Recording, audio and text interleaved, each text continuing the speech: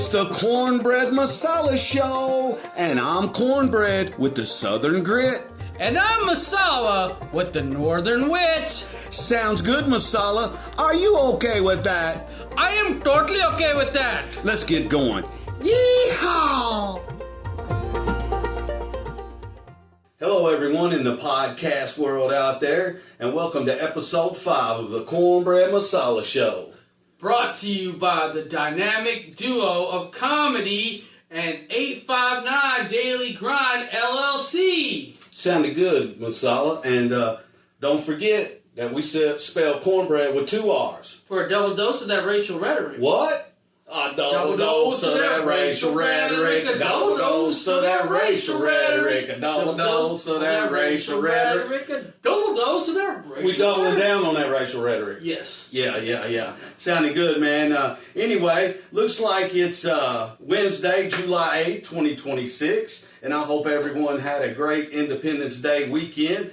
And I want to say happy birthday one more time to America. Wonderful. God bless America and happy birthday. Did you have a good weekend, man? I did, man. Yourself? Had a good one, man. Hung out with some family and friends and, watched a few fireworks and just enjoyed the holiday, man. Me too, with my uncle and my aunt. Where they in from? Singapore. And, nice. Albert Einstein sure reminds me of combos I get with my grandfather about Niels Bohr and Albert Einstein. But we'll talk about that later. Yeah. Well, looks like today, man, we're going to talk about, since we brought it up, a little racial rhetoric, but I thought we'd start with some stereotypes. So that's more regional rhetoric than racial, right? Yeah, we're going to start with some stereotypes. There might be a little racial rhetoric in there, but okay. It's more like me, and I might just be where I'm from here, and I think it's us more. Maybe some other people might think there's other places, maybe Alabama, maybe, I don't know, Mississippi or something. But in Kentucky, we got a lot of stereotypes, hillbillies, hicks, and everything. But people fail to realize how much culture there is out there, man. I mean, the mountains have a vast culture. Some of my people come from Mount Sterling, and that's definitely country. And they raised cattle and had outhouses. When I was a kid, we'd go stay, no electricity and stuff like that. But that was when I was a child. Of course, I was born in the mid-'60s. But, I've had people, carry on. And they'll say stuff like, we don't wear no shoes or we won't go to school and stuff like that. And it drives me crazy because it's all lies. There ain't no truth to it. Then they'll say stuff like, we all strung out on pills and we sleep with our cousins. I guess it ain't all lies, but most of it ain't true. Most of it's, is it mostly true? I mean, there is some merit to it, but not really. You know what I'm saying? Like every culture, every pocket, man, has something going on with it. And what I really don't like is that it's just all you see is stereotypes. You know what I'm saying? Like, I went up to Chicago, man. Right? Shout out. Oh man, I bet they was.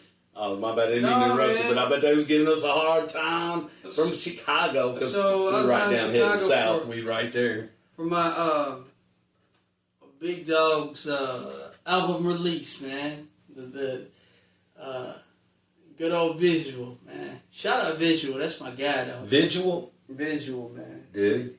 Yeah, he's good. I like when you said his name, how you went gangster rap. Huh? You said, shout out my people, Visual. Shout out Visual. Man. Shout out Visual. Kick the gang sign out. I'm a product of my environment, so I've been around a lot. I've been around like a lot of different cultures. I went to school in the inner city, and then I went. I've been in academia. I've been around all kinds of stuff. Where are you about ready to go here in about a week or two here? France, man, by the grace of God. By the grace of God. Heading to Paris, France. Got family there, don't you? Yep. Got family out there, but so we're talking about stereotypes. Going to Chicago. Chicago, man. Some of your boys might have been riding us a little bit down here. So I knew these cats for years, man. We butted a rapport, and they were all cool. And most of the people at the show were cool. But you know how King Von in his rap song talks about that big goofy. Mm-hmm. So he had one of them big goofies at his event, right? And it was funny, man, because, you know, he was doing all these dances, like he was trying to be all like stereotypical towards people of Indian descent. But Yeah. Alongside of that, he was talking about my Kentucky stuff. And it's like, bro, like, I don't know you like that. You know what I'm saying? It's different if we're battle rapping or if that's what you choose to do. But I don't know you like that. He was hitting you with both from both ways. He was hitting me with both from angles. the south. That's one bad man. That's one bad man for doing that. But man, I tell you, and here's just a word of advice. Man. I don't care if you're from Chicago or New York. Do not do that, because people most of the time, man. I'm just saying this as a warning shot, man. Most people aren't as cool as me and my guys. All right. My guy looked at him salty, but we're the chill kind, so like it takes a lot to provoke. And I'll say this honestly about being, don't think he's no pushover nothing, because if you mess with him, two things are going to happen. You're going to get a stern talking to from his lawyer, and it's probably going to cost you financially. So I'd back off while you got a chance, okay? Well, that's not the only thing. I got wow. I got some people that were brought. Man, I got a little more rusty. Yeah, I've been playing you that lost pickleball. you've been lifting weights, ain't you? Yeah, I've been playing some pickleball, man. Doing a lot more walking. You been doing what with a hiking. Pickleball, man. I've heard that. What is that? It's a sport kind of like tennis, but it's with a smaller racket. Yeah, you know what I'm saying? Kind of like racquetball. Kind of. What do you use? What's a tennis ball? Yeah. Okay. It's not a tennis ball. It's It's a little rubber ball, the small one. Okay, yeah, like a racquetball. You just go back and forth with that. And it's over regular net, on everything. A tennis court. Yeah, cool, man. I want but to do that. It's fun. You think that old man can beat you? You think I can hang with you? I think you can hang. Anybody, if they put their mind to it, can learn it. And you know, my nephew, he's always talking about, you play pickleball with pickles, so that's pretty cute, man. You know what he did do? Shout out to your nephew, Shout though. out to It didn't surprise anybody, but he beat Vin at soccer, didn't he? Your 10-year-old nephew? You told me that he blasted one past you.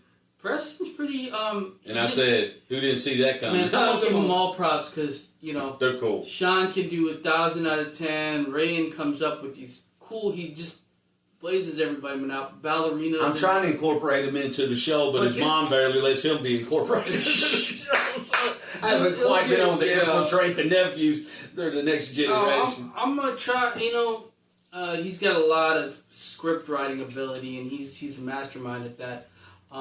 But anyways, my nephew Preston, man, who I worked on changing and my life. Now I'm doing it for me.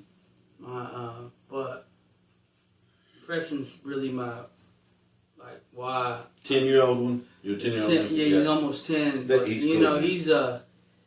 He just did his first Rubik's Cube, man, and I never have been able to figure it out. Just solved it, boo. Just solved it, man, but. Can I ask you just one question real quick about Preston? Did he already have a white name, or was he required to take that name when you bought the house over there in Whitesville? Because that's Preston. I think Preston. I ain't met no Indian named Preston before, but I have met rich white people named Preston. So I don't know what the coincidence is, but there's a little coincidence going on there. But anyway, great kid, man. Y'all are a great family, man. Really, it's awesome, man. I'm glad. I like being here. I'm trying to let your mom warm up to me. She said, I still feel many cold vibes coming. It will be a while, but let it get late September. Maybe the leaves start falling. I feel better about the whole thing. I don't know. But right now, no. The answer now? No. No, not maybe. Not okay. Not, we can think about it. We're not thinking about anything. The answer now is no. Moms will come around, bro. It's just, you did one of your more, what was it? Risque, kind of over the top, all this clowning her baby, you know what I'm saying? It's just. Yeah, it was my birthday party, and this first time they see me and a few other people, and Felicia was there, and you all were kind of encouraging me on a little bit. I got up there, and I got feeling good, man, and I just went off in another zone. But I don't think your mom should really hold it against me personally just because I insinuated that her son was homosexual several times. I'm not homosexual. Of course you're not. Disclaimer, Vin is not. Vin, right now, I'll say this with most certainty. I mean, I'm pretty sure. I mean, I think so. I mean, I wouldn't bet on it. The amount you talk about that, I think you might be, bro. Yeah, you know what I mean? But please, let's just say this. Nah, man, I don't even like saying that because I know this man is a Christian and he's a good person. He does the right thing, and I am a little hard to handle sometimes. And maybe when I got in front of his parents, I should have done my seed material, but I went you know, like people say, are you gonna stop selling a product because a couple people don't like it? No, keep it moving. You got some adult humor, some dark humor. Keep doing what you do. Just keep getting better at it. And I think your mom respects our relationship. She respects our friendship. She respects our friendship, and she respects that. But here's the thing. What about that accent, man? That accent really needs improvement. You know you're going to have these people out here. Cultural appropriation! Is that what cultural appropriation is? Like, yeah, some goofy stuff. But it's comedy, man. No, but you didn't do blackface. You did an accent. It's like, I really want to talk about this, but we'll do that another time because I'll get on my 6-minute rant. So that was a good discussion. We touched base on a lot of stuff. We talked about stereotypes, mentioned the family, mentioned this and that. Even said happy birthday to America again. But we also say we're going to mention a little racial rhetoric. Let me give you a little example of some racial rhetoric as far as what I think we're talking about when we say that. You tell me if you think it's in line with that. I wrote a couple things down. Let's see. Everybody knows who said this. Politician said it last election. You ain't black if you don't vote for me. Or you ain't black if you don't vote Democratic or whatever. Pretty much same. Joe Biden in the election. That's racial rhetoric, isn't it? What, Joe Biden in the election? Yeah, using that rhetoric to try to target the races. You know, I did hear that vaguely, that Joe Biden was saying some stuff like that. You know, I don't know. I mean, that would be kind of racial rhetoric. I think it's... Now, I'm not questioning right, wrong, whatever. I'm just saying, giving you an example of what I would think. I'm questioning right, wrong. Why would you say something like that?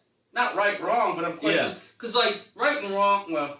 Yeah, that's like... But you know, liberal as a general concept or a general rule of practice use identity politics and always are saying it's not about race and that everything has to be about race. You know? It's not about race, but everything has to be about race. Yeah. Everything has to be about an acronym. Everything has to be, like, to placate their little box. I mean, and it's just...